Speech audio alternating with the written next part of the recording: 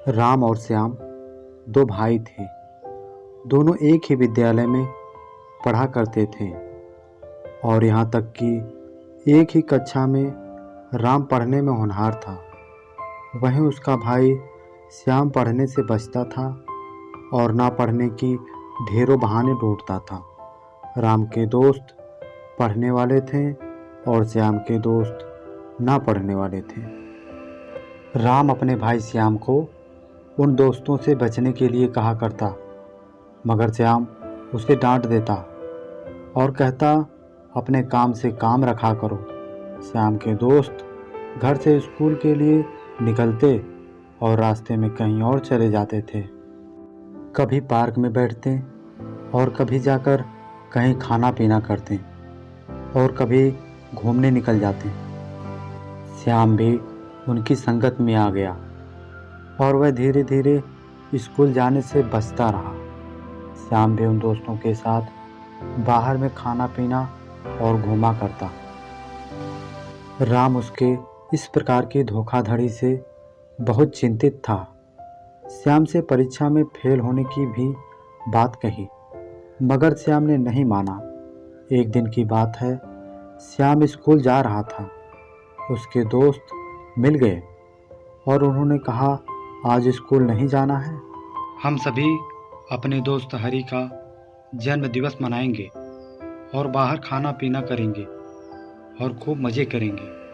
पहले तो श्याम ने मना किया, किंतु दोस्तों के बार बार बोलने पर वह उनके साथ चला गया।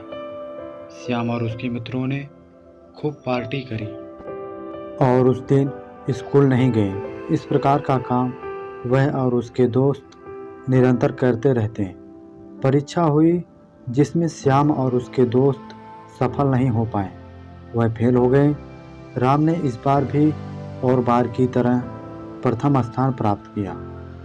श्याम अपने घर मार्कशीट लेकर गया, जिस पर उसके माता पिता ने देखा और बहुत उदास हुए।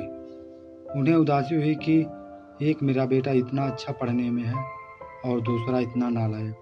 श्याम किसी विषय में पास नहीं हो पाया। श्याम के माता पिता बहुत दुखी हुए।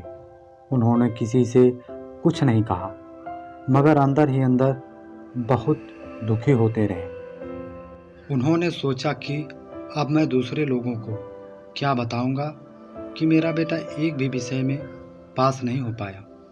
इस प्रकार माँ पिताजी को श्याम ने बहुत चिंतित व दुखी देखा, जिस पर उसे भी दुख हुआ।